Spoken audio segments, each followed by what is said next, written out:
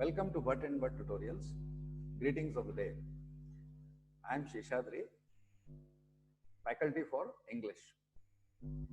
This session is for 10th ICSE English.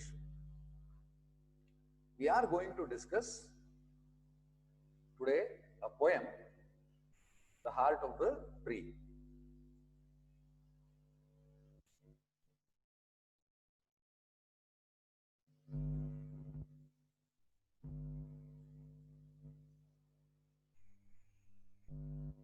The Heart of the Tree is written by Henry Coyle Bunner, basically an American poet. And three important things which he has discussed here as a theme.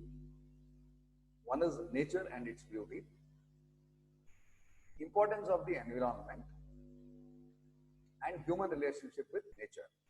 As we go through the poem, we will see how each of these things the poet is trying to do.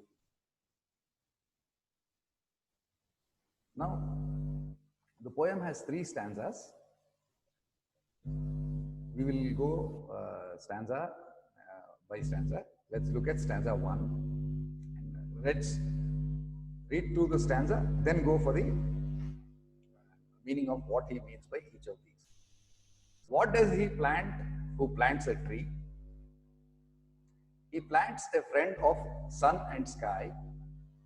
He plants the flag of breezes free, the shaft of beauty towering high. He plants a home to heaven and I, for song and mother croon of bird, in hushed and happy twilight heard, the treble of heaven's harmony. These things he plants who plants a tree. Dear students, this poem, in every stanza, he starts with this rhetorical question. By rhetorical question, we mean a question which an author or a poet raises to make a point or to emphasize a point. In this case, he asks the question and he is answering them again in the poem. So let us now look at what he is actually explaining. As we go through the explanation slides, please keep your textbook next to you so that you will be able to refer to the lines in the stanzas.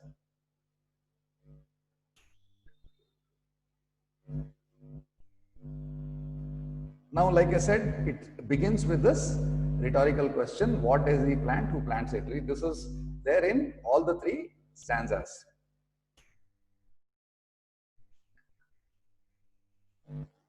Now, we are told that he who plants a tree plants a friend of the sun, the sky, and a flag of the free breezes. Now here, the literary device here, one is the tree is personified as a friend of the sun. That is one, you can please note this down, that is one personification he has done there. Personification, which is a literary device. He has personified the tree here as a friend of the sun and also as a friend of the sky. Now, we see next how he is likening the tree to a flagpole. Now, in the 3rd line, when he says he plants the flag of breezes free, the leafy branches of the tree are likened to a flag fluttering in the cool breeze, and the trunk is likened to a high towering pole. Now, here again, the other literary device here is these flag of breezes and a shaft of beauty. Both these are metaphors. So this is one more literary device which he has used here. And Then when he says, he plants a home to heaven Enai. Enai means closer. Now he says, he who plants a tree also plants a home nearer to sky, wherein the tree offers shelter to birds. So when the mother bird softly hums a soothing tune to her chicks, this this tune is something which is a home to the children of the bird, and it is a home nearer to the heavens. So that is what he means. He plants a home to heaven and I. By planting a tree, we are planting a home to heaven closer, because it gives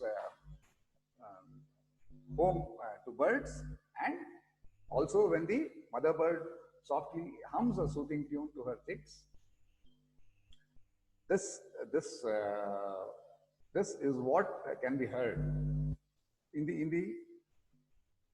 the next line that he says. The words home to heaven and hush to happy show the use of alliteration. This is the third literary device again here. The first one we used was personification. You can please note that. Second one was the metaphor, which we have, which is the flag fluttering in the cool breeze and the high towering pole. Then here, with the repetition of the letter H, the words home to heaven and hush and happy show the use of alliteration, which is again another literary device. Now,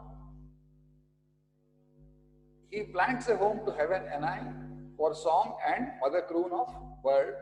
In hushed and happy twilight it is heard. That is when the bird is singing in the evening to her chicks. The tree provides a safe home to the birds who can rest on its branches at the end of the day and sing songs which are the treble of heaven's harmony. Treble is the higher notes in music. One is a bass, which are lower notes. The other one is treble, which is normally the bird songs are in a high note. So that's why he is referring to it as treble. And he says, this is the treble of heaven's harmony.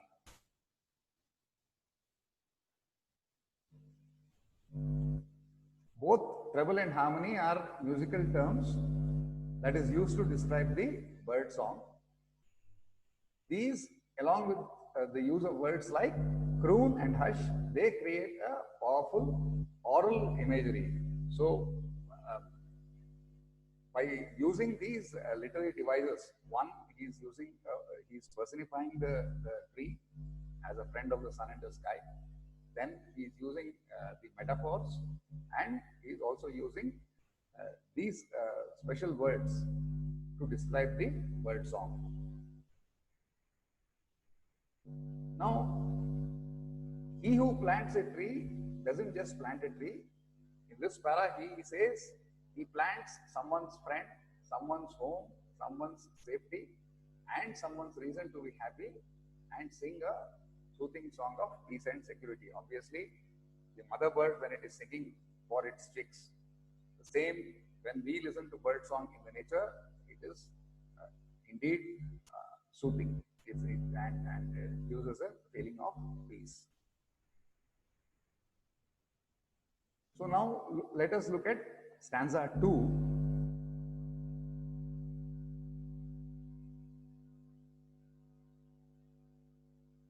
What does he plant who plants a tree? He plants cool shade and tender rain, and seed and buds of days to be, and years that fade and flush again. He plants the glory of the plain. He plants the forest's heritage, the harvest of a coming age, the joy that unborn eyes shall see, These things he plants who plants a tree. Dear students, this entire stanza you can see, he is referring to the future in many words here. As we go further, we can discuss. You can see he calls it the forest's heritage, which means once a forest becomes old, this tree would belong to a forest, wherein in the later years, this will be like a father tree for the many trees of the coming future. Then the harvest of a coming age. Obviously, its fruits and flowers when they are harvested in the coming years, it is another age where it gets harvested.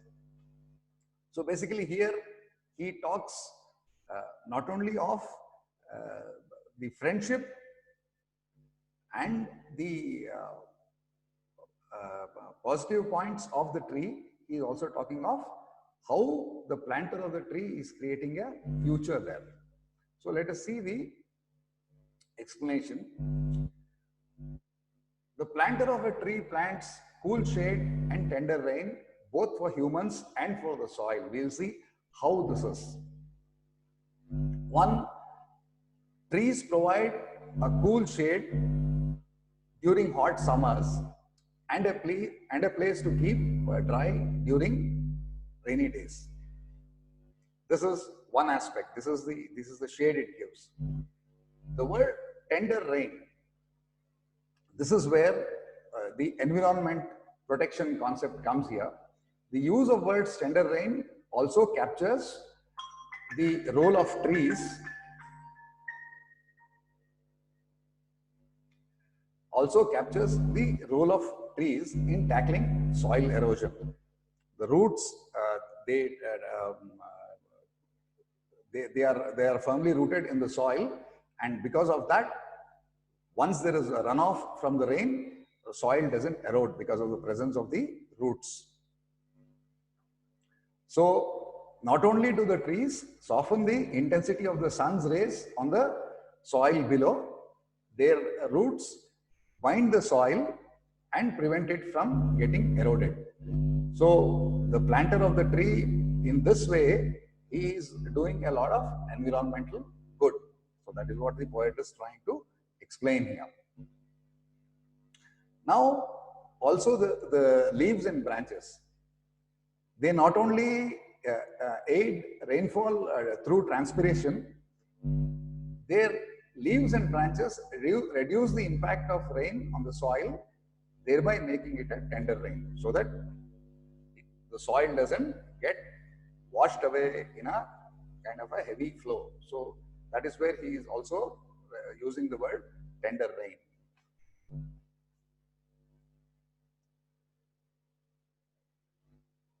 Now, like I said, he is also talking of the future. The planter of trees also plants seeds and buds of the coming days. Now, seeds and buds, they represent the promise of life and a potential for growth. Even a huge tree comes out of a seed. So that is how there is a tremendous promise of life in that.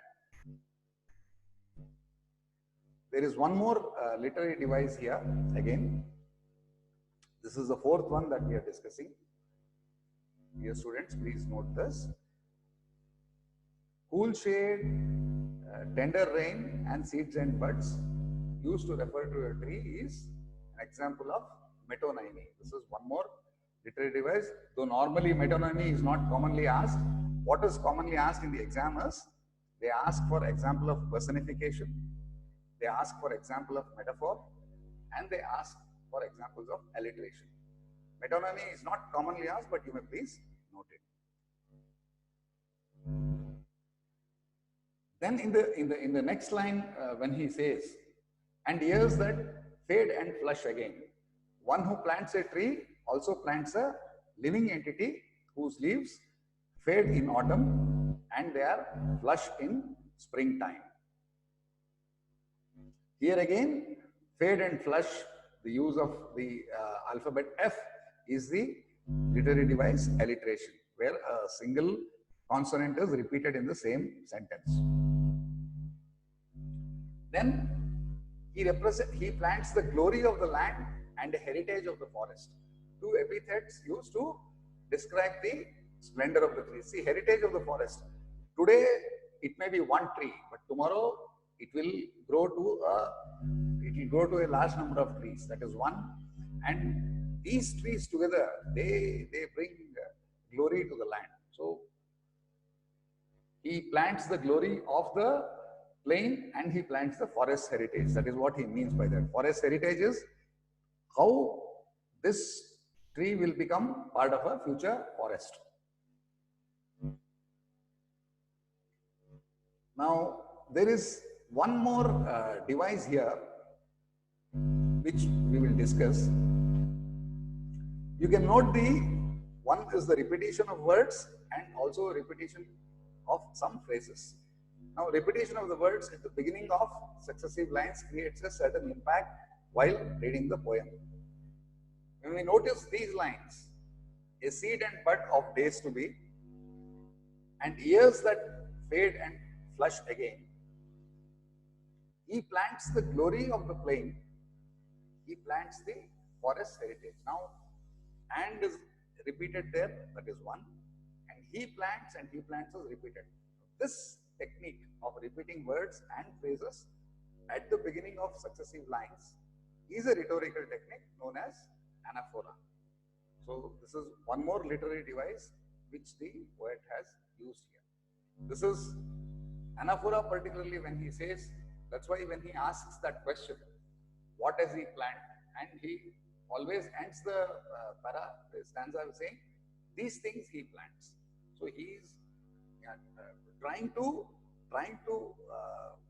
emphasize that planting a tree is indeed a very noble job, where we are being a friend to nature and being very environment friendly.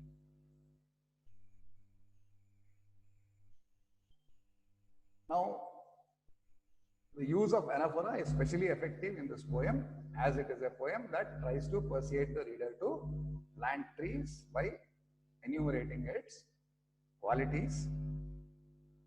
And because we are talking of the forest heritage, and these lines where he says, the joy that unborn eyes shall see. Which are unborn eyes? Unborn eyes are babies which will come in the future generation. So these kids or these children, once they grow up, they will be able to enjoy the benefits of this tree. So the joy that unborn, and definitely they will definitely thank the person who would have planted that particular tree. Now, that's why he says, planting a tree ensures a harvest for the future generation. It is a gift of a better life from the present generation to the future ones. That is why please note that even today, it is not just the forest, even in cities, when there are large development projects happening, people do everything possible to stop cutting off trees. They do agitations, even if the government decides to cut down trees. There are environment friendly citizens who say, let us not cut those trees and let us try to at least transplant those trees. So you may have seen even in many projects in Bangalore city itself, in metro, where lots of trees are getting transplanted. They don't just cut away the tree. Thus, the person who plants a tree also plants a promise of life, a seed of hope, the heritage of the ecosystem, and he gives a gift to the future. Now, this is the last stanza of the poem. What does he plant who plants a tree? He plants in sap and leaf and wood, in love of home and loyalty, and far-cast thought of civic good, his blessing on the neighborhood, who in the hollow of his hand holds all the growth of our land, nation's growth from sea to sea stirs in his heart who plants a tree. Please note that in this paragraph, in this stanza, he has capitalized the letter H. Normally, when we capitalize the letter H and say his, we are generally referring to God. Now, he has given the divine aspect of a planting of a tree, that how divine this work is. So that is what he is emphasizing here. So let us look further.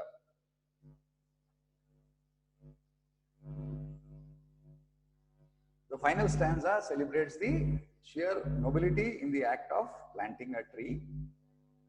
The planter of a tree not only plants resources for the future in the form of sap and leaf and wood, he also plants within the tree his virtues, his love for home and loyalty. Now, these are words, that is love and respect, and these are words which are normally associated with the human heart, and that is one reason why the author has chosen the name of the poem also as The Heart of the Tree, which means the love and the loyalty which are human traits here are personified in the tree.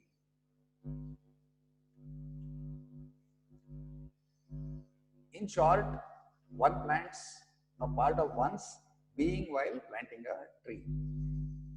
And the second line here in this stanza is again, he's showing off, he's showing another literary device, shows the use of literary device of repetition. He plants in sap and leaf and wood, where he is repeating the word and again emphasizing things which we are doing while planting a tree.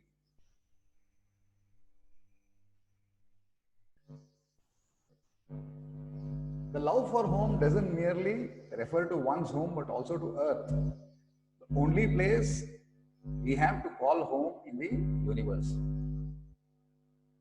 Now, dear students, we know that in the entire solar system, though scientists are trying to find out if there is life on other planets, so far it is this Mother Earth, which is the only one we can call as home.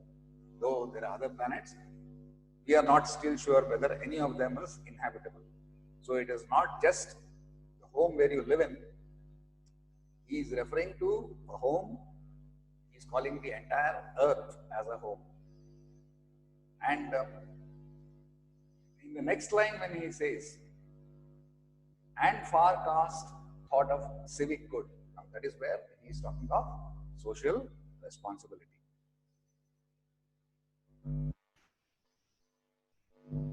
Similarly, loyalty doesn't just refer to one's country, but also loyalty towards the environment, which has given so much to us. Definitely, all this global warming and all the ozone layer depletion that is happening, leading to natural disasters, which we see are already happening.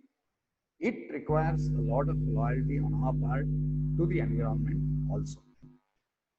And like I earlier said, how he has made this entire act as divine is in this stanza. He says, his blessings with a capital H on the neighborhood, and who in the hollow of his hand. Which means it is as though it is God's hand directly which is involved in planting the tree. So by planting a tree, one plants the forethought of doing some good to the citizenry and making the world a better place. In doing all these things, the one who plants trees also plants God's blessings. That is why he is using the word his blessings, a capital H. And he says, hollow of his hand. In doing all these things, the one who branch trees also plants God's blessings of he who holds the well-being and growth of the land in the hollow of his hands, as suggested by the use of capital H. So that is one thing we need to note here.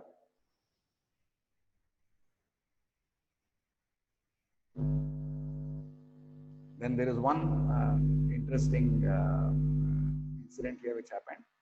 The hollow of his hands. This interpretation is corroborated by the fact that the hollow of his hands was also the name of a very popular hymn at a time when the poem was composed. So there is a hymn it's called Hollow of His Hands. In fact, the composer of the hymn, E.S. Lawrence, founded the Lawrence Corporation, music publisher, which set the heart of the tree to music. So it is also converted as a hymn because of the divine concept that is there in that. One may also read the lines as the godlike ability of the planter of the trees to bless the future generation and of holding the key to the growth of a nation from one frontier to another. When he says a nation's growth from sea to sea. So not only are we protecting the coastline, we are also seeing a lot of growth there. We are seeing a lot of physical growth when we have these trees being planted. And like we have already discussed, the final stanza of the poem projects the act of planting a tree as something which connects us human to the divine. It's a divine act. So it also tells us how cruel it is if we have to cut a tree. So it is not only promoting planting of trees, it is making a very strong case for us to stop cutting of trees and to stop deforestation. Planting a tree allows us to act as an agent of God's blessing and also enables us to bless the world in a godlike manner by creating a better future and leaving the world in a little better shape than we found it. The joy that unborn eyes shall see. So those future generations, they will find this world a better place. So we are living the world in a better shape, little better shape than it was when we found it. So that is how poet says that. Now, as a summary, if we see, this shows the summary of the heart of the tree shows how this poem revolves around the theme of ecological conservation and the love and respect for nature. Now, by giving it words like in love of home and loyalty, which are words generally associated with the human heart. Title of the poem, The Heart of the Tree, draws the reader's attention to the heart of the tree, where these good qualities, all this goodness, that becomes part of the tree. The personification of tree imbues it with human-like qualities, is elevated to an even higher pedestal by showing what the heart of tree contains, goodness. Obviously, the tree never questions any bird that comes and makes its home in it. Doesn't question anybody who comes and takes shelter in either in rain or in sun. So that is also the goodness of the tree, which is why the poem is very aptly titled. The author wants to give human-like qualities to the tree so as to persuade the readers in planting one, and in order to make cutting down of a tree seem more barbaric. This planting of trees has become so important that many people nowadays they have started even gifting plants to one another in parties or even in marriages. They give it as a return gift. They give a small sapling or a tree. So that tells us how important tree planting was. So with this, we come to the end of this poem. Any doubts? Please contact us on these numbers, or you can send a message in the Mud and Bud Tutorials mobile app chat section.